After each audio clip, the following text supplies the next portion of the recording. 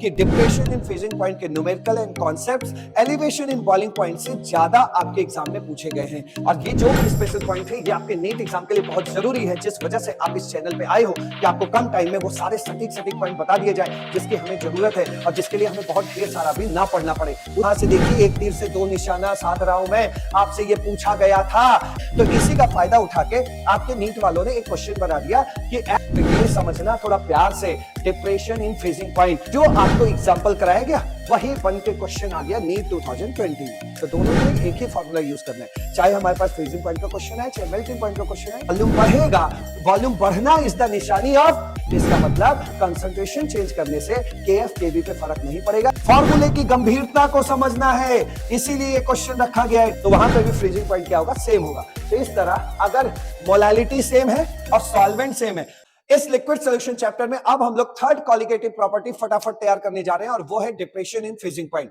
Depression in freezing point के किस तरह के कॉन्सेप्ट्स आपके एग्जाम में पूछे जाएंगे या किस तरह के न्यूमेरिकल पूछे जा रहे हैं, उसी पर यह सेक्शन बना हुआ है जिसमें हम लोग फटाफट तैयार करने वाले हैं डिप्रेशन इन फ्रीजिंग पॉइंट। लेकिन इस कॉलिगेटिव प्रॉपर्टी को स्टार्ट करने से पहले आपको एक सबसे इंपॉर्टेंट बात बता दें कि डिप्रेशन इन फ्रीजिंग पॉइंट के numerical and concepts elevation in boiling point से ज्यादा आपके एग्जाम में पूछे गए हैं। तो इसलिए डिप्रेशन इन फ्रीजिंग पॉइंट को आपको बड़े अच्छे से समझना है। चलिए स्टार्ट करते हैं। और इस डिप्रेशन इन फ्रीजिंग पॉइंट में हम लोगों को सबसे पहले तैयार करना है कि किसी लिक्विड का फ्रीजिंग पॉइंट क्या होता है। तो जैसा कि सबसे पहले आसान डेफिनेशन देखते हैं, आसानी से समझते हैं इसको। इसके नाम में क्या आ रहा है, फ्रीज आ रहा है। फ्रीज का मतलब क्या है कि किसी लिक्विड का सॉलिड बन जाना, मतलब कोई जैसे पानी है तो पानी से बर्फ बन जाना, इसी को हम लोग फ्रीज बोलते हैं। तो जरा ध्यान से समझिए, फ्रीजिंग पॉइंट क्या है, वो टेम्परेचर जिस पर कोई लिक्विड क्या हो जाए, फ्रीज हो जाए। जैसे पानी है तो वो टेम्परेचर जिस पर पानी क्या बन जाए, बर्फ बन जाए, उसे हम फ्रीजिंग पॉइंट कहते हैं। लेकिन इसको आपको और अच्छे से समझना पड़ेगा। जैसे फॉर एग्जांपल, हमने जो है एक कटोरा लिया, कटोरे के अंदर में जो है पानी भर दिया और उसको ले जाकर फ्रिज के फ्रीजर में रख दिया और 15 मिनट बाद उस कटोरे को हम बाहर ले आए। बाहर ले आके आप देखेंगे तो जो उस कटोरे में पानी भरा है उसमें पानी के ऊपर वाले सरफेस पे ही सिर्फ बर्फ बनी होगी, जबकि अंदर पानी ही रहा होगा। तो बर्फ कहां बनी, ऊपर वाले सरफेस पे। तो ऐसा नहीं है कि उस टेम्परेचर पे पूरा पूरा पानी ही बर्फ बन जाता है। तो फ्रीजिंग पॉइंट को आप जरा ध्यान से समझिएगा, जहां पे पानी का या किसी लिक्विड का पहला बर्फ वाला क्रिस्टल बनता है, मतलब जस्ट स्टार्ट होता है जमना, किसी पानी का फ्रीज होना, किसी पानी से बर्फ बनना जहां स्टार्ट होता है, उसी टेम्परेचर को हम लोग फ्रीजिंग पॉइंट कहते हैं। जैसे पानी है वो 0 डिग्री सेंटीग्रेड पे बर्फ बनता है, भैया सभी को पता है। लेकिन क्या 0 डिग्री सेंटीग्रेड पे पूरा पानी बर्फ बन जाता है? नहीं, सिर्फ पानी का फर्स्ट क्रिस्टल बर्फ बनना शुरू होता है, मतलब पानी से पहला क्रिस्टल बर्फ का बनता है 0 डिग्री सेंटीग्रेड पे। जब वो और ठंडा होता है, -1, -2, -3 डिग्री सेंटीग्रेड पे जाता है, तब जाके पूरा का पूरा पानी क्या हो जाता है, बर्फ बन जाता है। तो यहां से आपको समझना है कि किसी भी लिक्विड का फ्रीजिंग पॉइंट क्या होता है, जहां पर बर्फ की पहली क्रिस्टल बनती है, उस टेम्परेचर को हम लोग उस लिक्विड का फ्रीजिंग पॉइंट कहते हैं। ठीक है, अब इसके चलते हैं टेक्निकल डेफिनेशन पे जो आपके एनसीईआरटी में लिखा हुआ है। एनसीईआरटी में कुछ इस तरह लिखा है कि जैसे देखो, पानी का आपको समझ में आ गया ना कि 0 डिग्री सेंटीग्रेड फ्रीजिंग पॉइंट होता है। ठीक है, 0 डिग्री सेंटीग्रेड। अब प्यार से समझना, 0 डिग्री सेंटीग्रेड से ऊपर 1 degree centigrade, 2 degree centigrade, 3 degree centigrade. अगर हम 1 डिग्री सेंटीग्रेड की बात करें, ठीक है, 2 डिग्री सेंटीग्रेड की बात करें और इधर -1 डिग्री सेंटीग्रेड की बात करें और इधर -2 डिग्री सेंटीग्रेड की बात करें, ठीक है, तो भाई एक बात बताइए, जो 0 डिग्री सेंटीग्रेड से हम लोग जब इधर हैं तो पानी तो अपने लिक्विड स्टेट में है ना, तो यहां पे H2O क्या है, H2O यहां पे लिक्विड स्टेट में है। और इधर देखिए, जब आप 0 डिग्री सेंटीग्रेड से अंदर जाएंगे तो वो पानी बर्फ बन चुका होगा। मतलब 0 डिग्री सेंटीग्रेड से जब आप इधर खड़े हैं तो आप ये H2O के सॉलिड स्टेट में खड़े हैं। किस स्टेट में खड़े हैं, सॉलिड स्टेट में, जिसे आप क्या बोलते हैं, बर्फ बोलते हैं, आइस। ठीक है, तो टेक्निकल डेफिनेशन आपसे ये कह रही है कि जब उस सब्सटेंस का, यहां सब्सटेंस मेरे लिए कौन है, वाटर, ठीक है, तो जब उस सब्सटेंस के लिक्विड फेज का वेपर प्रेशर और सॉलिड फेज का वेपर प्रेशर, फिर से सुनिए, उस सब्सटेंस के लिक्विड फेज का वेपर प्रेशर और उस सब्सटेंस के सॉलिड फेज का वेपर प्रेशर जिस जगह पे आपस में इक्वल हो जाएंगे, उसी जगह पे भैया वहां बर्फ का पहला क्रिस्टल मिलना शुरू होगा। तो कहने का मतलब है कि जिस जगह पर सॉलिड का वेपर प्रेशर, मतलब उस सब्सटेंस के सॉलिड फॉर्म का वेपर प्रेशर और उस सब्सटेंस के लिक्विड फॉर्म का वेपर प्रेशर जिस जगह पे इक्वल होगा, वहीं पे बर्फ जमेगा और उसी टेम्परेचर को हम लोग क्या बोलते हैं, फ्रीजिंग पॉइंट। क्या बोलते हैं, फ्रीजिंग पॉइंट। क्लियर हुआ? तो अब वापस आ जाओ और देखो, टेक्निकल डेफिनेशन है द टेम्परेचर, वो टेम्परेचर जिस पर उस लिक्विड का सॉलिड स्टेट वाला, बर्फ वाला, उस लिक्विड का सॉलिड स्टेट और उस लिक्विड का the temperature at which liquid, sorry ये बोल रहा है, the temperature at which liquid and solid states of that substance have the same vapor pressure is known as freezing point. वो temperature जिस पर उस सब्सटेंस का लिक्विड फेज और सॉलिड फेज दोनों का वेपर प्रेशर सेम हो जाएगा, उसी जगह पे बर्फ की पहली क्रिस्टल मिलेगी और उसी जगह के टेम्परेचर को हम लोग उस लिक्विड का फ्रीजिंग पॉइंट कहेंगे। क्लियर? अब आगे बढ़ते हैं। अब फ्रीजिंग पॉइंट से रिलेटेड वो क्वेश्चन जो आपके नीट एग्जाम में भी पूछा गया, आपको यहां पे ये चीज समझना है, जो नीट एग्जाम में पूछे जाते हैं तो आखिर क्यों पूछे जाते हैं। देखिए, जब जैसे मान लो कि मैं बॉइलिंग पॉइंट वाले की बात करूं तो उसमें क्या होता है कि पूरा पानी जो है वेपर बनने लगता है। तो ऐसा नहीं होता कि पूरा पानी इकट्ठे वेपर बन गया। पानी का वेपर बनने की शुरुआत जिस जगह से होती है तो उस जगह के टेम्परेचर को बॉइलिंग पॉइंट कहते हैं। उसी तरह जब हम इधर ये फ्रीजिंग की बात कर रहे हैं तो पानी का पहला क्रिस्टल बर्फ का जहां बनता है उस तरह उस जगह के टेम्परेचर को हम लोग फ्रीजिंग पॉइंट कहते हैं। तो इन टेम्परेचर्स पे क्या होता है कि ये दोनों फेज इक्विलिब्रियम में होते हैं। जैसे बॉइलिंग पॉइंट की जब बात करते थे तो उसमें क्या होता था, लिक्विड चला जाता था किसमें, गैस में। ठीक है, तो वो टेम्परेचर जिस पर लिक्विड वेपर बनाने लगता था गैस में। तो ये जो टेम्परेचर होता है ना बॉइलिंग पॉइंट वाला, ये इक्विलिब्रियम, इस समय पे इक्विलिब्रियम आ चुका होता है। तो ये सब इक्विलिब्रियम की कहानी है। जैसे अभी जो आप बात कर रहे हैं कि कोई लिक्विड जो है जम करके क्या बन जाए, बर्फ बन जाए, आइस बन जाए, सॉलिड बन जाए, तो भैया ये जिस टेम्परेचर पे ये काम हो रहा है ना उस जगह पे देखोगे तो इक्विलिब्रियम है। इक्विलिब्रियम का मतलब है कि आइस लिक्विड में भी कन्वर्ट हो रही होगी और लिक्विड आइस में भी कन्वर्ट हो रही होगी। तो ये जो बॉइलिंग पॉइंट होता है, जो फ्रीजिंग पॉइंट होता है, ये जिस जगह का टेम्परेचर देखते हो उस जगह पर दोनों फेज एक दूसरे के साथ इक्विलिब्रियम में होते हैं। ठीक है, तो इसी का फायदा उठा के आपके नीट वालों ने एक क्वेश्चन बना दिया कि at freezing point of substance liquid phase of solvent, उस पानी का लिक्विड फेज, जब वो पानी था, लिक्विड फेज ऑफ सॉल्वेंट यानी कि पानी और सॉलिड फेज ऑफ सॉल्वेंट यानी बर्फ, ये दोनों क्या होते हैं, एक दूसरे के साथ डायनेमिक इक्विलिब्रियम में होते हैं। तो इसको रटने की बिल्कुल भी जरूरत नहीं है, क्योंकि याद कर लो, दिमाग में रख लो, या साइंस के स्टूडेंट हो कि भैया जिस जगह पर ये कन्वर्जन होता है, लिक्विड से गैस बनना, गैस से लिक्विड बनना, लिक्विड से जो है बर्फ बनना, बर्फ से लिक्विड बनना, ये जिस जगह पर होता है वहां पे इक्विलिब्रियम होता है दोनों फेज में।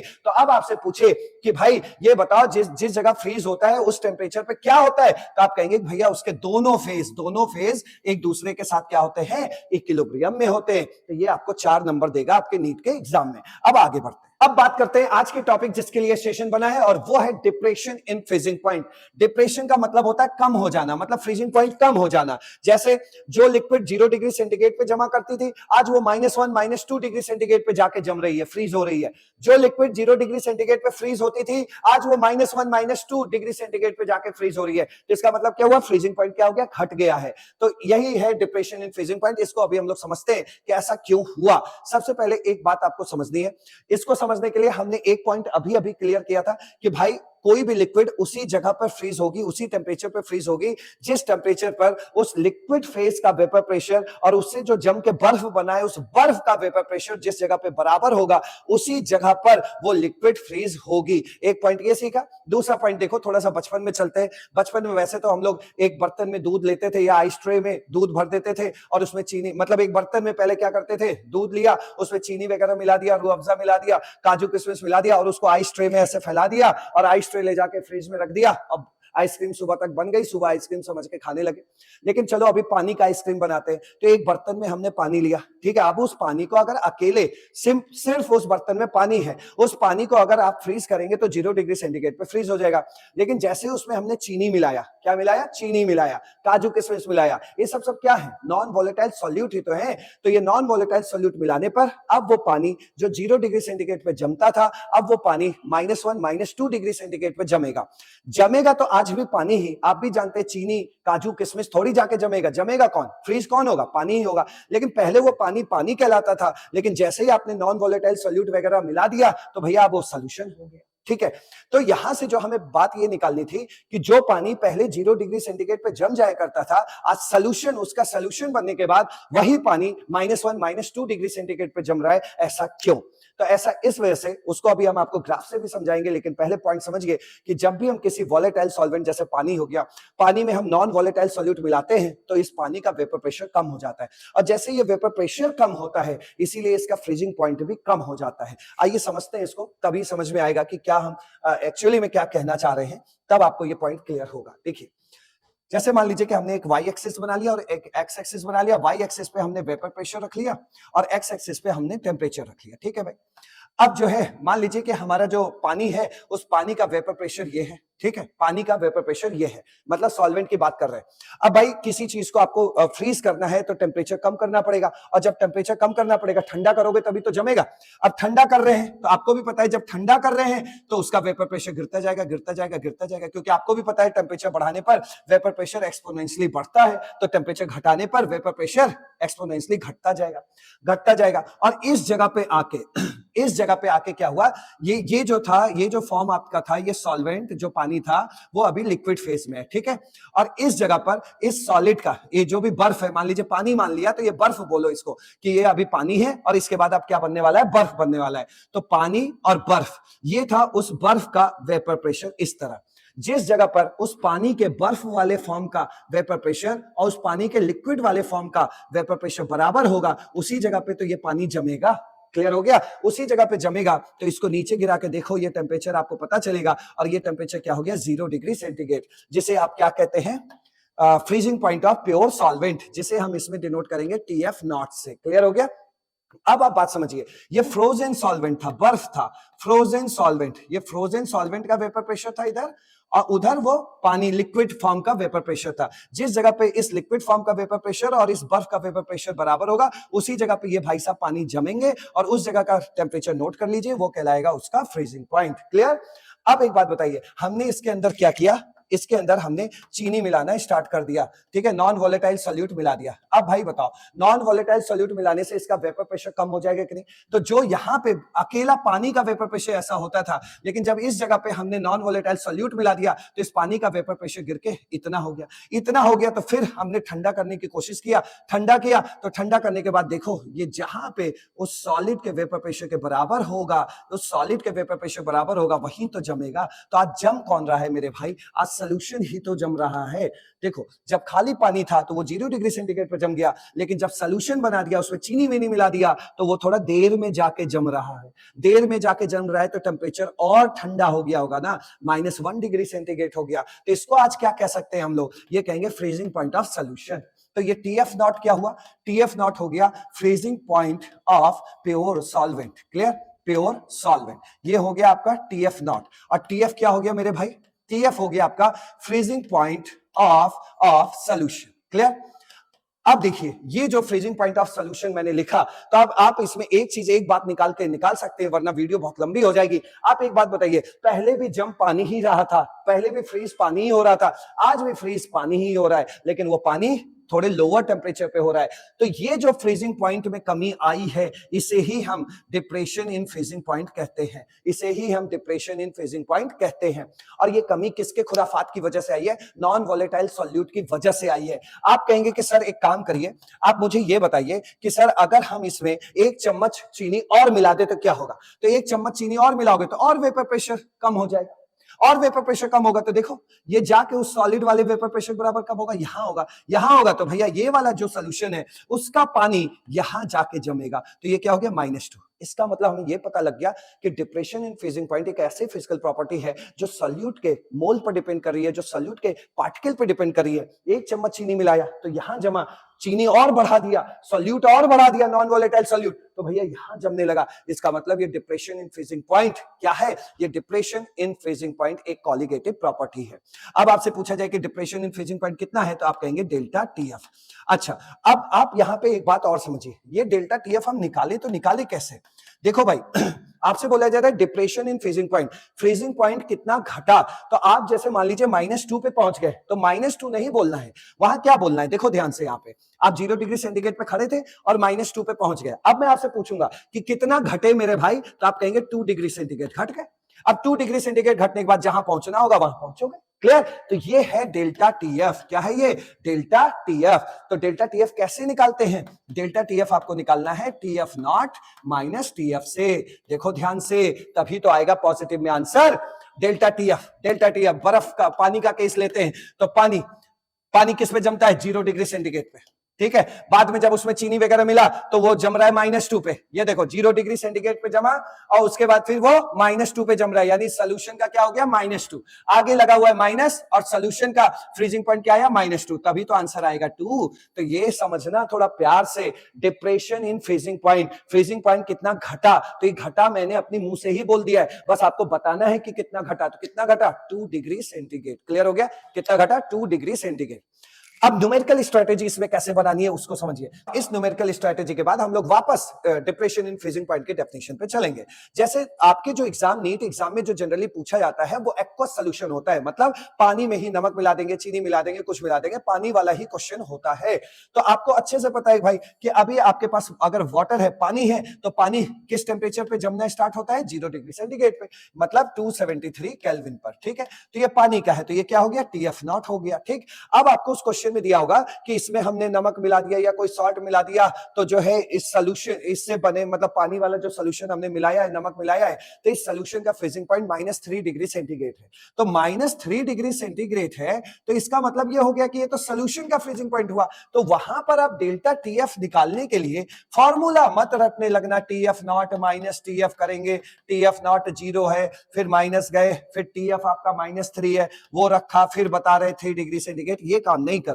अब आप तेजी से काम करोगे। आपको पता है कि 0 डिग्री से लुढ़क के -3 पे आने में आप कितना लुढ़के होगे, कितना आपका तापमान कम हुआ होगा, कितना टेम्परेचर कम हुआ होगा, सभी को पता है 3 डिग्री सेंटीग्रेड ही कम हुआ होगा, मतलब 3 डिग्री सेंटीग्रेड हम नीचे गिरे होंगे। तो यही जो जितना आप गिरे हैं इसे ही डिप्रेशन इन फ्रीजिंग पॉइंट कहते हैं। क्लियर हो गया? तो डेल्टा TF की वैल्यू आप धड़ाक से लिखोगे, -3 दिख रहा है तो उसको 3 डिग्री सेंटीग्रेड बोल के आपको लिख देना है। क्लियर हो गया? जैसे मान लीजिए कि अगर आपको बोलता है कि सोल्यूशन -5 डिग्री सेंटीग्रेड पे जम रहा है, ठीक है, और पानी वाला सोल्यूशन है, -5 डिग्री सेंटीग्रेड पे जम रहा है, आपसे कोई भी पूछे डेल्टा TF क्या होगा, अरे इस सोल्यूशन वाली वैल्यू को पलट देना और 5 डिग्री सेंटीग्रेड बोल देना, डेल्टा TF की वैल्यू क्या होगी, 5 डिग्री सेंटीग्रेड। कैसे होगी? ऐसे होगी। क्लियर हो गया? क्योंकि वो सोल्यूशन -5 डिग्री सेंटीग्रेड पे आप तब पहुंचे होंगे जब आप 5 डिग्री सेंटीग्रेड कम किए होंगे, और ये जितना कम हुआ है उसे ही हम लोग डिप्रेशन इन फ्रीजिंग पॉइंट कहते हैं। चलिए वापस चलते हैं डेफिनेशन पे और देखिए, डिप्रेशन इन फ्रीजिंग पॉइंट मतलब किसी भी सॉल्वेंट का फ्रीजिंग पॉइंट तभी कम हो जाता है, गिर जाता है, जब उसमें हम नॉन वोलेटाइल सॉल्यूट मिलाते हैं। When a non volatile substance is dissolve in pure solvent, the vapour pressure of solvent is lowered. Vapour pressure कम हो जाता है और वेपर प्रेशर कम होने की वजह से उसका फ्रीजिंग पॉइंट भी क्या हो जाता है, कम। तो इसी में आगे आप जोड़ लेना कि when a non volatile solvent is dissolve in pure solvent, the vapour pressure of solvent is lowered. Vapour pressure solvent होने से उसका फ्रीजिंग पॉइंट भी क्या हो जाता है, कम हो जाता है, और ये जितना कम हुआ है उसे ही हम डिप्रेशन इन फ्रीजिंग पॉइंट कहते हैं। यहां पर if freezing point of pure solvent TF0 है तो and freezing point of solution is TF। तो आपको भी पता है कि पानी तो 0 डिग्री सेंटीग्रेड पे जम गया, लेकिन वो सॉल्यूशन -3 पे जम रहा है, तो भैया बड़ा कौन सा है टेम्परेचर, यही तो बड़ा है, ये तो माइनस में है। तो हमेशा याद रखना है आपको, हमेशा कहे यार आप साइंस के स्टूडेंट हो, तो TF0 प्योर सॉल्वेंट का जो फ्रीजिंग पॉइंट होगा वो ज्यादा होगा किससे, सॉल्यूशन के फ्रीजिंग पॉइंट से। तो ये पॉइंट भी कभी कभी आपके एग्जाम में पूछा जाता है। अब बढ़ते हैं हम लोग आगे। इनके न्यूमेरिकल्स को सॉल्व करने के लिए जो हमें फॉर्मूला तैयार करना है, उसमें एक फॉर्मूला तो आपने तैयार कर ही लिया, वो क्या था, डेल्टा TF बराबर ये freezing point of pure solvent minus freezing point of क्या, सॉल्यूशन। ठीक है, ये फॉर्मूला एक तैयार करना था। और दूसरा फॉर्मूला, अब दूसरा फॉर्मूला जो तैयार करने जा रहे हैं उसमें बाय कन्वेंशन हमने पहले भी मान रखा था कि कहीं A दिखेगा तो इसका मतलब क्या समझेंगे, सॉल्वेंट, और कहीं B दिखेगा तो इसका मतलब क्या समझेंगे, सॉल्यूट। ठीक है, ये बात हमने पहले ही बाय कन्वेंशन मान रखी है।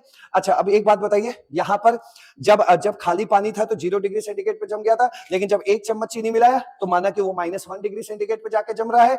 जब हमने 2 चम्मच चीनी मिलाया तो वही पानी मतलब पूरा सॉल्यूशन -2 डिग्री सेंटीग्रेड पे जाके जम रहा है। इसका मतलब ये जो फ्रीजिंग पॉइंट गिरता जा रहा है, जो फ्रीजिंग पॉइंट कम होता जा रहा है, ये नॉन वोलेटाइल सॉल्यूट की क्वांटिटी पर डिपेंड कर रहा है या नहीं कर रहा है। तो सॉल्यूशन की ऐसी फिजिकल प्रॉपर्टी जो सॉल्यूट के मोल पे डिपेंड करती है, जो सॉल्यूट के नंबर ऑफ पार्टिकल पे डिपेंड करती है, उसे कॉलिगेटिव प्रॉपर्टी कहते हैं। और ये जो गिरावट आ रही है इसे हम डिप्रेशन इन फ्रीजिंग पॉइंट कह रहे हैं। तो depression in freezing point solute के मोल पे डिपेंड कर रही है नहीं कर रही है। 1 चम्मच मिलाया तो कम जो है फ्रीजिंग पॉइंट थोड़ा सा जो गिरा वो कम गिरा, और जब 2 चम्मच चीनी मिलाया तो फ्रीजिंग पॉइंट कुछ ज्यादा ही गिर गया। ठीक है। तो ये डिप्रेशन इन फ्रीजिंग पॉइंट क्या है? डिप्रेशन इन फ्रीजिंग पॉइंट जो ये सोल्यूशन की फिजिकल प्रॉपर्टी है, डिप्रेशन इन फ्रीजिंग पॉइंट, ये कॉलिगेटिव प्रॉपर्टी है। और ये अगर कॉलिगेटिव प्रॉपर्टी है तो डेफिनेटली वो मोल फ्रैक्शन ऑफ सोल्यूट पे डिपेंड करेगी, सोल्यूट के पार्टिकल पे डिपेंड करेगी। और उस पार्टिकल को दिखाने के लिए कौन आया है? मोलालिटी। कौन आया है? मोलालिटी। तो हम यहां से कह सकते हैं कि delta TF is directly proportional to क्या? मोलालिटी। और इस प्रोपोर्शनलिटी कांस्टेंट को हटाने के लिए हम लेके आ रहे हैं केएफ, और केएफ को हम लोग बोलते हैं मोलर डिप्रेशन कांस्टेंट या फिर cryoscopic constant. Exactly same formula बनता है। हम लोग तो एक का फॉर्मूला याद रहता था, दूसरे में हम चेंज कर देते थे, इसी तरीके से हम लोग काम करते थे। देखिए एलिवेशन इन बॉइलिंग पॉइंट में डेल्टा टीबी बराबर केबी इनटू मोलालिटी, वैसे ही डिप्रेशन इन फ्रीजिंग पॉइंट में बस यहां आपको हर बी की जगह एफ लिख देना है, एफ इनटू मोलालिटी। इसका भी फॉर्मूला तैयार हो गया। अच्छा भाई, मोलालिटी क्या होता है? मोलालिटी होता है आपका number of moles of solute dissolve पर केजी ऑफ सॉल्वेंट, पर केजी ऑफ सॉल्वेंट। ठीक, अब ये बताओ मोल को खोलोगे तो क्या बनेगा? मोल को खोलोगे तो क्या हो जाएगा? Given mass upon molar mass, ये हो जाएगा अपॉन, ये मोल खुल गया और नीचे क्या है? वेट ऑफ सॉल्वेंट, इसमें केजी में। ठीक, अब इसी को उठा के यहां रख दो मोलालिटी की जगह, तो क्या हो गया? वेट ऑफ सोल्यूट, और ये मोलर मास अब यहां नीचे आ जाएगा, मोलर मास ऑफ सोल्यूट।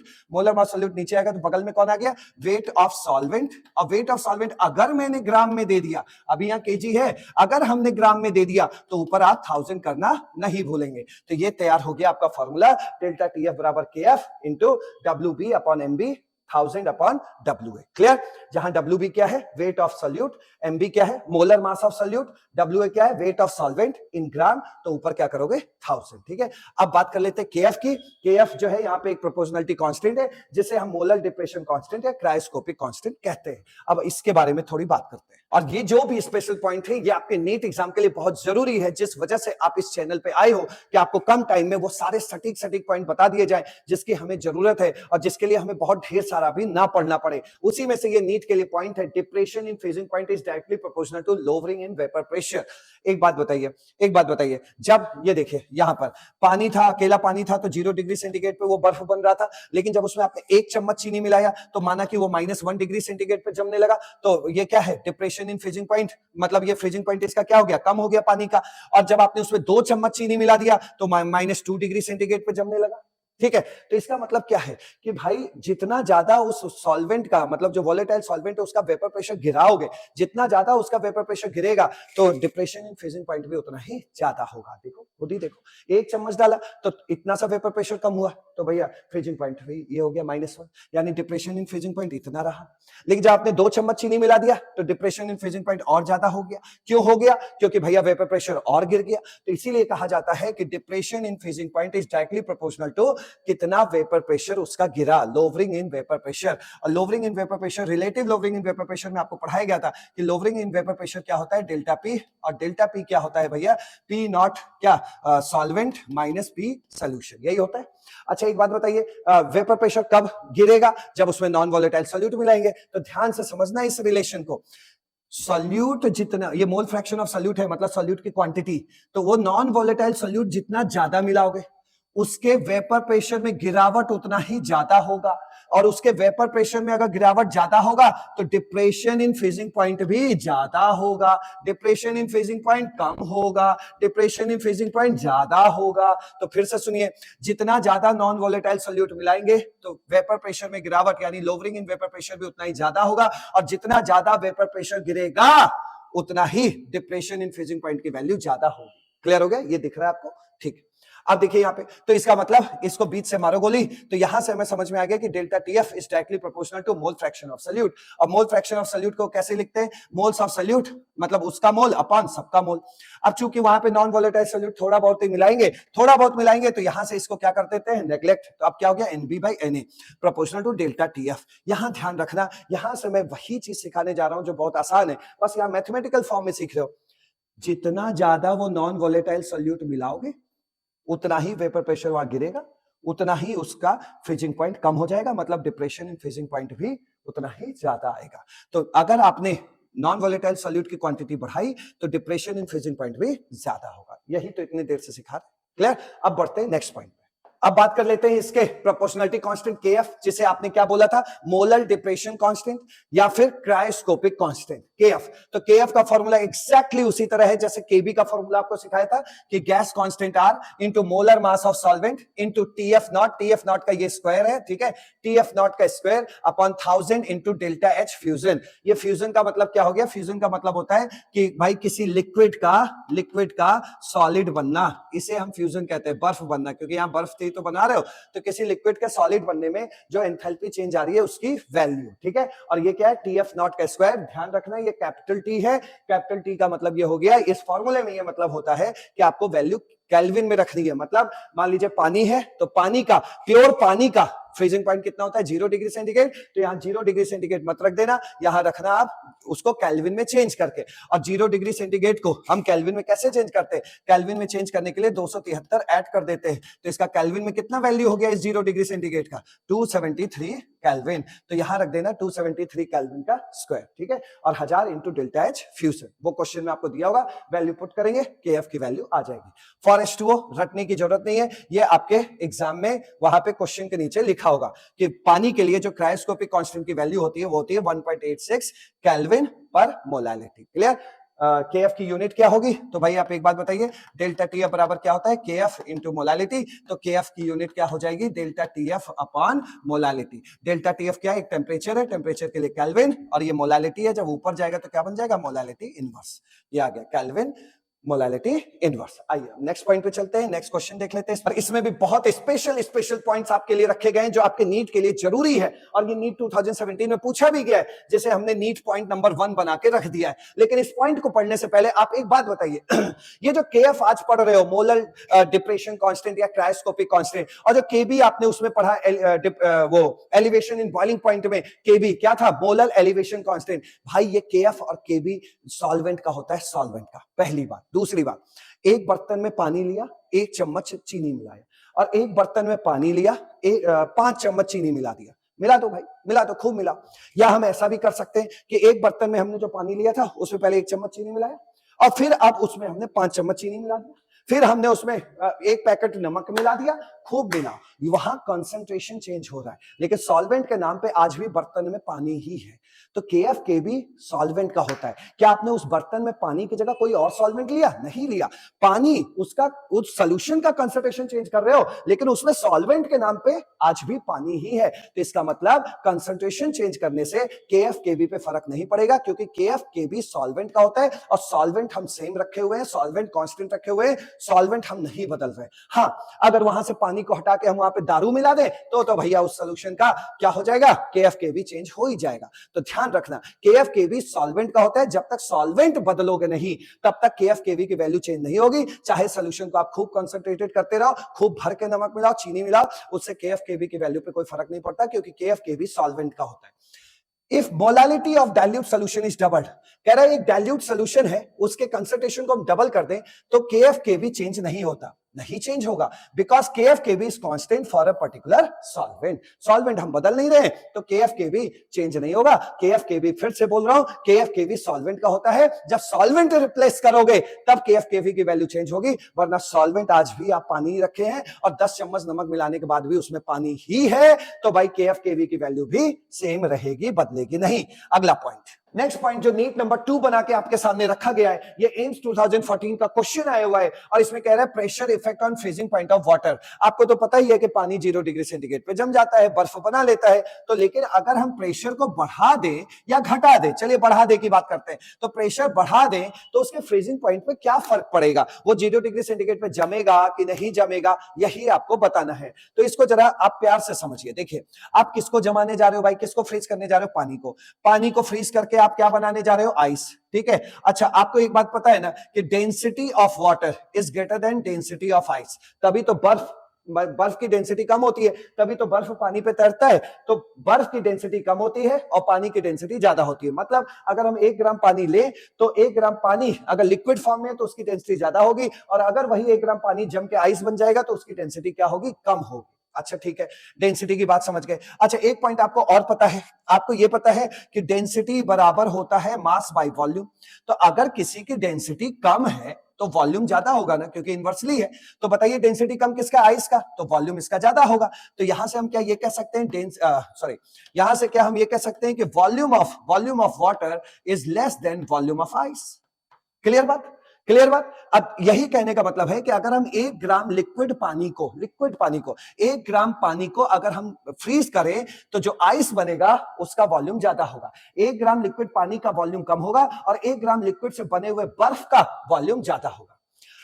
आप यहां से बस इतना बता दीजिए कि जहां पे जब आप इसको फ्रीज कर रहे हो तो उतने ही पानी को फ्रीज होने में वॉल्यूम बढ़ रहा है ना, वॉल्यूम बढ़ रहा है कि नहीं। यानी कि पानी को फ्रीज करेंगे तो पानी को अगर आप फ्रीज करेंगे तो वॉल्यूम बढ़ेगा। अच्छा, और ये फ्रीजिंग एक कांस्टेंट टेम्परेचर पे ही तो होगा। जैसे पानी है तो 0 डिग्री सेंटीग्रेड पे बर्फ बनने लगेगा तो कांस्टेंट टेम्परेचर पे होगा। और हम लोगों ने पढ़ा है एट कांस्टेंट टेम्परेचर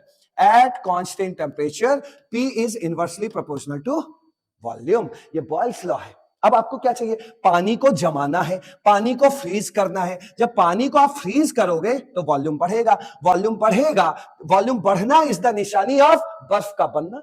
तो अगर बर्फ बन रहा है तो वॉल्यूम बढ़ेगा, और वॉल्यूम बढ़ाना है, पानी को जमाना है तो प्रेशर कम रखो ना भैया। जब वॉल्यूम बढ़ेगा तो प्रेशर क्या होगा, कम। यानी कि जब आप प्रेशर कम रखेंगे तो वॉल्यूम बढ़ेगा, और वॉल्यूम बढ़ने का मतलब आप बर्फ बनते जा रहे हो, आइस बनता जा रहा है। क्लियर हो गया। तो यहां पर बताइए pressure effect on freezing point of water. तो यहां पे आप एक बात बताइए, अगर हमने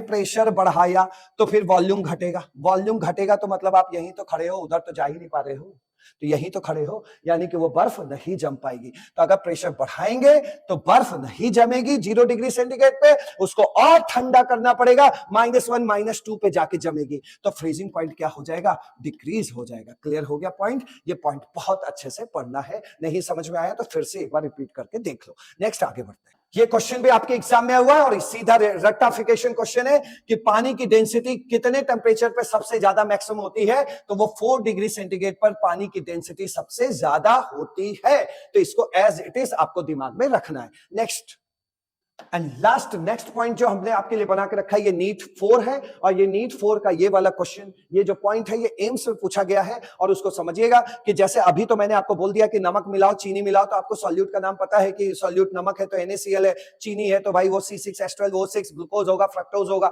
ये आपको मालूम है। लेकिन किसी अननोन सॉल्यूट जिसका मैं नाम नहीं दे रहा हूं, उसका मॉलिक्यूलर वेट बताने के लिए हम लोग एक मेथड का यूज करते हैं और उसका नाम है रास्ट मेथड। ये रेक्टिफिकेशन है, रास्ट मेथड यूज करते हैं। और ये रास्ट मेथड इस डिप्रेशन इन फ्रीजिंग पॉइंट में तुम क्या कर रहे हो भाई, तो भाई साहब ये कहेगा कि मैं इसलिए इस डिप्रेशन इन फ्रीजिंग पॉइंट वाले सेक्शन में बैठा हूं क्योंकि रास्ट मेथड में जो हम यूज करते हैं in this method, camphor is used as a solvent due to higher value of KF। यहां से देखिए एक तीर से दो निशाना साध रहा हूं मैं। आपसे ये पूछा गया था एम्स में कि भाई बताओ सबसे ज्यादा KF वैल्यू किसका होता है, तो आपको याद रखना है कैम्फर का होता है कपूर। सबसे ज्यादा KF वैल्यू किसका होता है, कपूर का होता है। तो in this method camphor is used as solvent due to higher value of KF। और KF की हायर वैल्यू होने की वजह से आप जानते हैं डेल्टा TF का फॉर्मूला क्या होता है, KF इंटू मोलालिटी।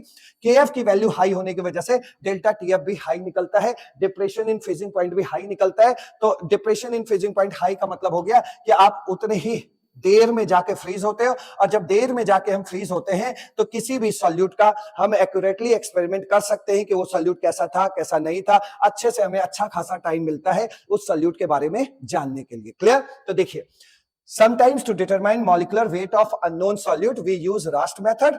इस Rast method में क्या होता है? In this method, camphor is used as solvent due to higher value of KF. ये याद रखना है, camphor का सबसे हाई होता है, तो higher value of KF, the value of delta TF is also high, so we can determine the molecular weight of solute accurately. हमें अच्छा खासा टाइम मिलता है उस solute पर रिसर्च करने का। क्लियर। आइए अब चलते हैं क्वेश्चंस पर। अब ये वाला क्वेश्चन आप देखिए, इसको एग्जांपल बना के रखा गया है क्योंकि बस ये बहुत आसान सा क्वेश्चन है, खाली एक बार फॉर्मूला दिखाने के लिए क्वेश्चन रखा गया है, फिर सारे एक्सपेक्टेड क्वेश्चंस रखे गए। जरा ध्यान से देखिए क्वेश्चन क्या कर रहा है, आराम से पढ़िए, बहुत आसान क्वेश्चन है। Molar depression constant for water is 1.86 degree centigrade. इसका मतलब आपको क्या दे दिया, KF दे दिया, molar depression constant. The freezing point of solution of a non electrolyte in water, मतलब आपसे सोल्यूशन का फ्रीजिंग पॉइंट पूछा जा रहा है तब जब हम पानी में कोई नॉन इलेक्ट्रोलाइट मतलब नॉन वोलेटाइल सॉल्यूट मिला रहे हैं तो उससे बने हुए सोल्यूशन का फ्रीजिंग पॉइंट आपसे पूछ रहा है। एक बात बताइए, सॉल्यूशन आप किस में बना रहे हैं? पानी में। पानी में क्या मिला रहे हैं? नॉन इलेक्ट्रोलाइट, एक सॉल्यूट आप मिला रहे हैं, ठीक है। तो पानी में मिला रहे हैं तो इसका मतलब है अगर खाली पानी होता तो इसका मतलब आप 0 डिग्री सेंटीग्रेड के फ्रीजिंग पॉइंट पे होते कि नहीं होते? बोलिए भाई, टीएफ नॉट पे होते। अब जब इसमें हम नॉन वोलेटाइल सॉल्यूट मिलाएंगे तो भाई आपको भी पता है फ्रीजिंग पॉइंट कम हो जाएगा, और चूंकि नॉन वोलेटाइल सॉल्यूट मिल चुका है तो अब वो सोल्यूशन बन गया है, और सोल्यूशन जो है थोड़ा ठंडा होकर बर्फ बनाएगा। तो आपको क्या बताना है? टीएफ बताना है, फ्रीजिंग पॉइंट ऑफ सॉल्यूशन। तो यहां तक आप कैसे पहुंचेंगे? सिर्फ हमें ये सीढ़ी मिल जाए, ये सीढ़ी, और इस सीढ़ी को हम लोग क्या बोलते हैं? इस सीढ़ी को हम लोग बोलते हैं depression in freezing point. Clear? बस डेल्टा टीएफ मिल जाए हम यहां पहुंच जाएंगे कि हम कहां खड़े हैं, ठीक है। अब डेल्टा टीएफ कैसे निकाले? देखिए, आपको केएफ दिया हुआ है और उस सॉल्यूशन का कंसंट्रेशन दिया है मोलालिटी के टर्म्स में, तो ये क्या दिया हुआ है? मोलालिटी दिया हुआ है। तो डेल्टा टीएफ बराबर आप भी जानते हैं क्या होता है? KF into molality. केएफ कितना दिया है? देखो, केएफ दिया है आपको 1.86, वो रखा, डिग्री सेंटीग्रेड में दिया है 1.86 रखा। केएफ जिसमें भी दे, डिग्री सेंटीग्रेड दे चाहे केल्विन में दे, जैसे दे उठा के रख देना, वहां उसको चेंज वगैरह मत करने लगना। तो 1.86 और इंटू मोलालिटी कितना है? 0.05। जब इसको सॉल्व करोगे तो ये आएगा 0.093 डिग्री सेंटीग्रेड, इतना आ गया। इसका मतलब डिप्रेशन इन फ्रीजिंग पॉइंट क्या हुआ है? 0.093 डिग्री सेंटीग्रेड। मतलब फ्रीजिंग पॉइंट इतना घट गया, कितना? 0.093 डिग्री सेंटीग्रेड। इसका मतलब आप कहां पहुंच गए? इतना कम कर दो इसमें तो आप कहां पहुंच गए? माइनस 0.093 डिग्री सेंटीग्रेड पे। और यही क्या होगा? वो सॉल्यूशन यहां पे जमेगा, यहां पे फ्रीज होगा। तो फ्रीजिंग पॉइंट ऑफ सॉल्यूशन क्या हुआ? आंसर क्या हुआ? टीएफ बराबर माइनस 0.093 डिग्री सेंटीग्रेड। ये वो टेम्परेचर है जिस पर सॉल्यूशन आके फ्रीज होगा। क्लियर? चलिए बढ़ते हैं नेक्स्ट क्वेश्चन। अब देखो, जो आपको एग्जांपल कराया गया वही बन के क्वेश्चन आ गया नीट 2020 में, ठीक है। अब देखो, ये क्वेश्चन एग्जैक्टली वैसा ही है, तो इसमें बिल्कुल टाइम वेस्ट नहीं करना है। आपसे कह रहा है freezing point of depression constant KF दिया हुआ है, ये आपको केएफ दिया हुआ है, केएफ दिया हुआ है, और कह रहा है the freezing point depression for the solution of molality.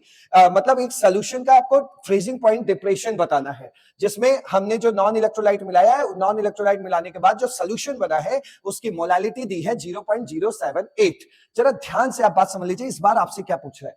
पिछली बार देखो पानी था, इस बार क्या है? बेंजीन है बड़ा आसान क्वेश्चन है, ऐसे ही एक दो बात मैं बोल रहा हूं उसको सुनना है बस आपको। पिछली बार पानी था, इस बार बेंजीन है, ठीक है। पानी था तो हमें पता था भाई 0 डिग्री सेंटीग्रेड है, लेकिन बेंजीन का तो पता नहीं है। लेकिन इस बार गनीमत यह है कि हम जहां कहीं भी खड़े हैं हमसे बस ये पूछ रहा है, delta TF, depression in freezing point पूछ रहा है। हमसे ये नहीं पूछ रहा है कि सॉल्यूशन कहां पे फ्रीज होगा, हमसे बस पूछ रहा है डिप्रेशन इन फ्रीजिंग पॉइंट कितना होगा। तो इस डेल्टा टीएफ के लिए हमें ये पता होना कोई जरूरी नहीं है, हम सीधा डेल्टा टीएफ फॉर्मूले से निकाल लेंगे। तो देखो, डेल्टा टीएफ का फॉर्मूला क्या होता है? KF into molality. केएफ आपको दिया है, हाँ दिया है 5.12, और इंटू मोलालिटी कितना दिया है? 0.078, ठीक है। जब भी आप ये फॉर्मूला लगाएं डेल्टा टीएफ बराबर केएफ इंटू एम, तो केएफ में जो भी टेम्परेचर की यूनिट हो वही इसके टेम्परेचर की यूनिट बनेगी। तो केएफ की वैल्यू में टेम्परेचर की यूनिट क्या है? केल्विन। तो डेल्टा टीएफ भी आपका किस में निकलेगा? केल्विन में। जब इसको मल्टीप्लाई करोगे तो आएगा 0.399 केल्विन, और इसको राउंड फिगर में बोलोगे तो कितना आ जाएगा? 0.4 केल्विन। कोई आंसर है? 0.4 केल्विन। इस तरह ये क्वेश्चन सॉल्व करना है, ठीक है। यूनिट का ध्यान देना, जब भी ये फॉर्मूला लगाओगे तो जो केएफ में टेम्परेचर की यूनिट धसी हुई है वही यहाँ पे टेम्परेचर की, इस टेम्परेचर की यूनिट वही बनेगी। क्लियर हो गया? चलिए, तो ये 0.4 हो गया। आइए नेक्स्ट क्वेश्चन चलते हैं। नेक्स्ट क्वेश्चन को देखिए, ये 40 क्वेश्चन की सीरीज में ये क्वेश्चन नंबर 21 है, जो कि जेईई मेंस 2005 का पूछा हुआ क्वेश्चन है। और ये क्वेश्चन क्या कह रहा है? इक्यूमोलर, आप इसको मोलल भी समझ सकते हैं, equimolar solution in the same solvent है। सबसे पहले तो ये क्वेश्चन करेक्ट करिए, ये सॉल्यूशंस है, ठीक है। सॉल्यूशंस, दो सॉल्यूशन की बात हो रही है। Equimolar solutions in the same solvent है। इक्यूमोलर का मतलब जिसका कॉन्सेंट्रेशन सेम है, तो इसको आप इक्यूमोलल भी समझ सकते हैं, एक ही बात है। इक्यूमोलल भी समझ सकते हैं, क्योंकि यहां सॉल्यूट जो मतलब जो हमारा सॉल्यूशन है वो बहुत डाइल्यूटेड है, पानी ज्यादा है और चीजें हम कम मिला रहे हैं। तो डाइल्यूट सॉल्यूशन के केस में मोलारिटी और मोलालिटी एक ही बात होती है, ठीक है। तो इसको इक्यूमोलर सॉल्यूशन समझ सकते हैं। तो हमारे पास देखिए दो सॉल्यूशन है जिनकी मोलालिटी इक्वल है और वो दोनों सेम सॉल्वेंट में बनाए गए, तो उनके freezing point boiling point different होंगे, freezing point boiling point same होंगे। आइए इसको समझ लेते हैं फटाफट, ये क्वेश्चन कहना क्या चाह रहा है। हमारे पास देखिए एक सॉल्यूशन 1 है, ठीक है, सॉल्यूशन नंबर 1, और एक है सॉल्यूशन नंबर 2। ये है सोल्यूशन नंबर 2। इसमें साफ साफ हमसे कह रहा है कि दोनों में भैया सॉल्वेंट सेम लेना, तो इसमें भी पानी लिया, इसमें भी पानी लिया। ये सोल्यूशन कुछ दूसरा है, जैसे इसमें ग्लूकोज मिला दिया, और ये सोल्यूशन कुछ दूसरा है जैसे इसमें यूरिया मिला दिया। ठीक है, अब यूरिया मिला दिया। अब देखिए हमसे कह रहा है कि इस सोल्यूशन की मोलालिटी और इस सोल्यूशन की मोलालिटी, दोनों की मोलालिटी सेम है। दोनों की मोलालिटी सेम है तो कुछ भी मान लो भैया, 1 मान लो, 2 मान लो, कुछ भी मान लो, तो इसकी मोलालिटी अगर 1 हुई तो इसकी भी मोलालिटी 1 होगी। अब आपसे कह रहा है तो भैया अगर इनके मोलालिटी सेम है और सॉल्वेंट सेम है तो आप बताइए बॉइलिंग पॉइंट और फ्रीजिंग पॉइंट, मतलब इसका बॉइलिंग पॉइंट इसका बॉइलिंग पॉइंट क्या आपस में सेम होगा? इसका फ्रीजिंग पॉइंट और इसका फ्रीजिंग पॉइंट क्या आपस में सेम होगा? Let's check. ये देखिए, अगर हम बॉइलिंग पॉइंट की बात करें तो हमारे पास इस चैप्टर में एक ही फॉर्मूला है, elevation in boiling point, delta TB. Delta TB equal to क्या होगा? KB into molality. ठीक है भाई, और इसका भी अगर निकालना चाहे तो क्या होगा? डेल्टा टीबी बराबर केबी इंटू मोलालिटी। कह रहा है इक्विमोलल है तो इससे तो कोई फर्क पड़ेगा नहीं भाई, जैसा मोलालिटी यहां पर खेल रहा है वैसे ही मोलालिटी यहां खेलेगा। ठीक है, या यहां पर एक काम कर सकते हैं, इसको आप 1 बोल दीजिए और इसको आप 2 बोल दीजिए। ठीक है, इन दोनों का रेशियो निकालो, delta TB 1 upon delta TB 2, ऐसे करोगे तो यहां पे आएगा क्या? केबी इंटू मोलालिटी अपॉन केबी इंटू मोलालिटी, ये वाला। ठीक, इक्विमोलल है, तुम भी कट गए। सेम सॉल्वेंट है तो केएफ या केबी किसका होता है? सॉल्वेंट का होता है, तुम भी कट गए। अब आप खुद देख लीजिए, आंसर आपके सामने है।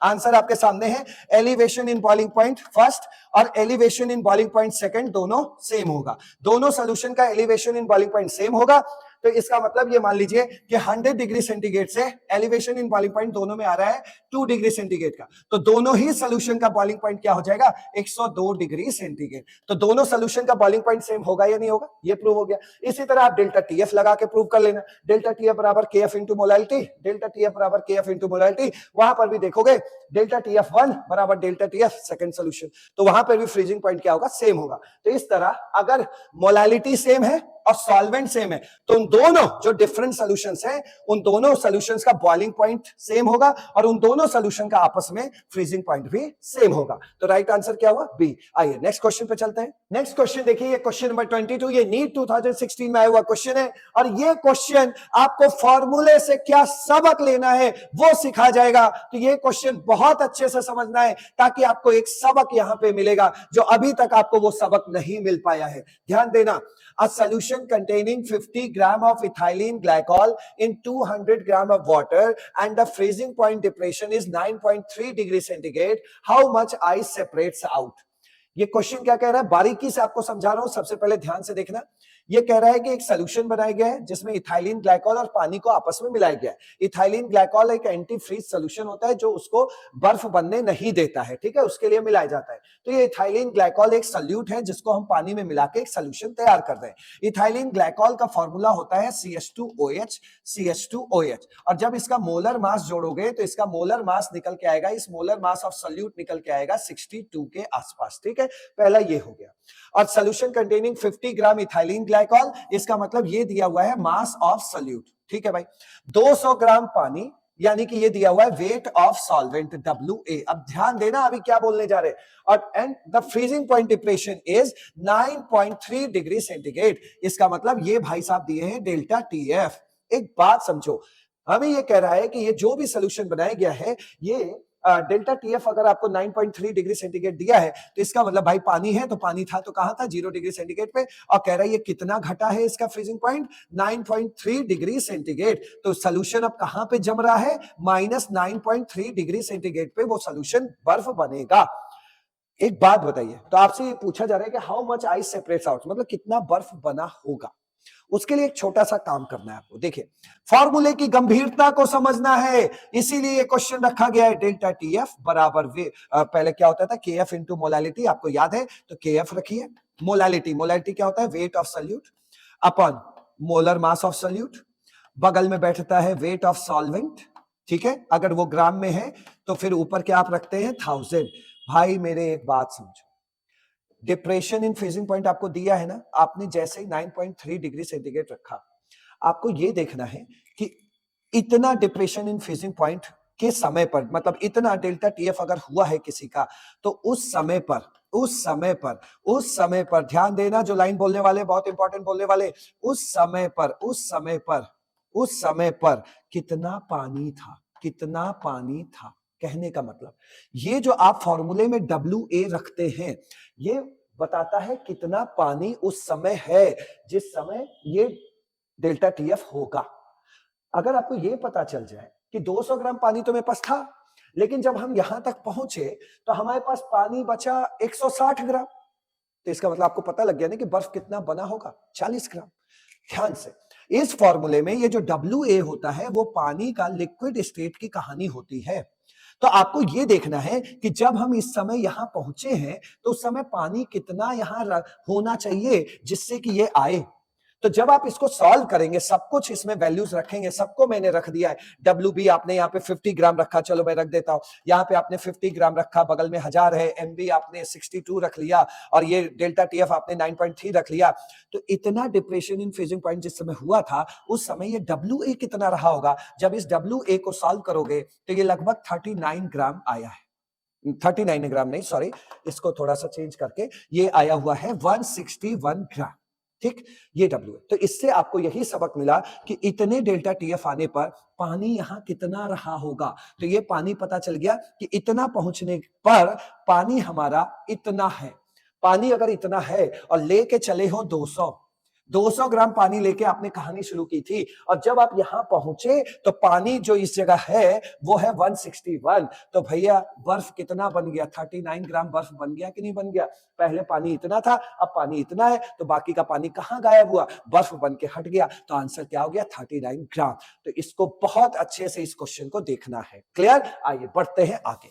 अब देखिए ये क्वेश्चन लास्ट में रखा गया एनसीईआरटी का, और इससे आसान क्वेश्चन इस पूरे सेशन में नहीं होगा, लेकिन ये क्वेश्चन आप सोच रहे होंगे क्यों रखा गया। जरा ध्यान से देखिए, क्वेश्चन बाद में पढ़ेंगे। यहां कह रहा है lower its melting point by 1.5 degree centigrade. अरे सर, यहां तो हम पढ़ा करते थे lower it's freezing point by 1.5 degree centigrade, मतलब ये तो डिप्रेशन इन फ्रीजिंग पॉइंट हुआ करता था, यहाँ पे ऐसा लिखा होता था। आज आपने लिख दिया मेल्टिंग पॉइंट। मेल्टिंग पॉइंट तो हम पढ़े ही नहीं, आज तो हम फ्रीजिंग पॉइंट वाला मामला पढ़ रहे हैं। भाई मेल्टिंग पॉइंट हो चाहे फ्रीजिंग पॉइंट हो, फॉर्मूला वही लगेगा। क्यों लगेगा, जरा ध्यान से समझिए। जैसे कोई लिक्विड है, ठीक है, अब वो लिक्विड अगर फ्रीज हो रहा है, उसको ठंडा कर रहे हो, जमा रहे हो, फ्रीज हो रहा है, तो वो किस में कन्वर्ट होगा, सॉलिड में। अब उल्टा सोचो ना, अच्छा लिक्विड से जब सॉलिड बने थे तो उसको आप क्या बोल रहे हो, फ्रीजिंग, और जिस टेम्परेचर पे वो फ्रीज हो रहा है उसे क्या कह रहे हो, फ्रीजिंग पॉइंट। अब भाई सॉलिड से जब लिक्विड बनेगा, ये भी कहानी तो इसका उल्टा ही होगा ना। तो सॉलिड से अगर लिक्विड बन रहा है तो इसका मतलब वो पिघल रहा है, मेल्ट हो रहा है, तो इसको क्या बोलोगे, मेल्टिंग पॉइंट। तो दोनों एक दूसरे के रिवर्स प्रोसेस ही है, दोनों फ्रीजिंग पॉइंट से रिलेटेड ही मेल्टिंग पॉइंट है। फ्रीज करके सॉलिड में जा रहे हो, सॉलिड को गर्म करके मेल्टिंग में जा रहे हो, मेल्ट कर रहे हो, दोनों एक ही कहानी है। तो दोनों के लिए एक ही फॉर्मूला यूज करना है, चाहे हमारे पास फ्रीजिंग पॉइंट का क्वेश्चन है, चाहे मेल्टिंग पॉइंट का क्वेश्चन है, पॉइंट फॉर्मूला आपको वही यूज करना है। ठीक है, अब देखिए, calculate the mass of ascorbic acid. Ascorbic acid एक नॉन वोलेटाइल सॉल्यूट होता है, ठीक है, नॉन वोलेटाइल सॉल्यूट। तो अब तो ये क्वेश्चन बहुत आसान हो गया। Calculate the mass of ascorbic acid, non volatile solute का आपको मास निकालना है, यानी WB आपको निकालना है। To be dissolve in 15 gram of acetic acid, solvent के नाम पे आपको एसिटिक एसिड दिया है, तो ये 75 ग्राम क्या हो गया, WA हो गया। To lower its melting point by 1.5 degree centigrade. अभी जब आपको बोल दिया कि मेल्टिंग पॉइंट का मतलब ही फ्रीजिंग पॉइंट समझ लो, तो आप इसको ऐसे पढ़ो, डिप्रेशन, लोअर मतलब घट जाना, डिप्रेशन का मतलब भी घट जाना, depression in freezing point 1.5 degree centigrade. तो ये आपको डेल्टा TF दिया है, ठीक है, और पूछ क्या रहा है, कहां पूछ रहा है, क्या, अच्छा हाँ, ये WB पूछ रहा है, ठीक। तो फॉर्मूला लगा दीजिए, डेल्टा TF बराबर KF इंटू मोलालिटी। मोलालिटी क्या होता है, mass of solute upon molar mass of solute into weight of solvent, ठीक है। और ऊपर अगर ये ग्राम में दिया है, वाकई में ग्राम में दिया है, तो ऊपर आपको क्या करना पड़ेगा, 1000, ये वाला आपको फॉर्मूला लगाना है। इस फॉर्मूले में क्या क्या दिया है, फटाफट देखिए। डेल्टा TF आपको दिया हुआ है क्या, 1.5, यहां 1.5 पुट करना।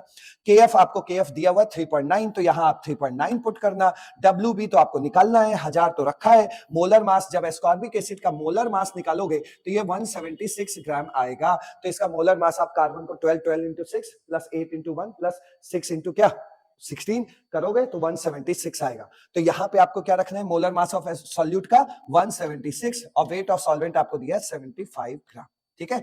तो जब इसको आप सॉल्व करेंगे तो यहां जो W है वो आएगा 5.08 ग्राम। तो इस तरह आपको मास ऑफ सॉल्यूट निकालना है, मेल्टिंग पॉइंट से डरना नहीं है। मेल्टिंग पॉइंट का क्वेश्चन आएगा तो उसको फ्रीजिंग पॉइंट का ही क्वेश्चन समझ के फ्रीजिंग पॉइंट वाला ही फॉर्मूला लगाना है। यहां पर डेल्टा TF को डिप्रेशन इन फ्रीजिंग पॉइंट ना बोल के अभी बोलना डिप्रेशन इन मेल्टिंग पॉइंट या lower its melting point. Thank you so much. मिलते हैं नेक्स्ट कॉलिगेटिव प्रॉपर्टी के साथ ऑस्मोटिक प्रेशर में।